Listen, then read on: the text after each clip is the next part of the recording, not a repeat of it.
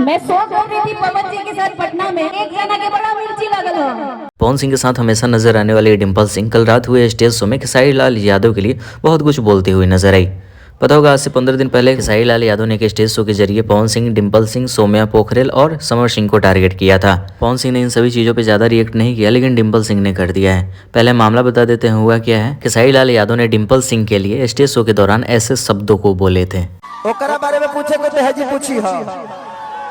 वो ढेर दिन है छात्र में रहल लिया, ओकरा से पूछी हा कि विकास सिंह के हा।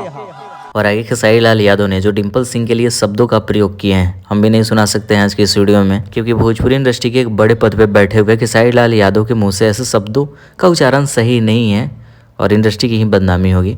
लेकिन चलो देख लेते हैं कि डिम्पल सिंह ने रिप्लाई करते हुए खेसारी लाल यादव को क्या कुछ कहा है। एक जना के बड़ा मिर्ची लगल हो कि हमारा के बोलने बड़ी और बड़ा अशब्द भाषा वहाँ की बोलने बनी, तो हम मन से वहाँ के कह चाहा कि बेटी अपनी हो या पराई की हो, कभी किसी बेटी का इज्जत उछालते नहीं है। केहू के औकात में केहू जिगरा बोलने वाली फाड़ दी बीच से। तो इन सभी कंट्रोवर्सी के ऊपर फैंस का ही राय सबसे ज्यादा इंपॉर्टेंट होता है, तो कमेंट बॉक्स खुला हुआ है, जितना हो सके लिख सकते हैं अपनी बातों को।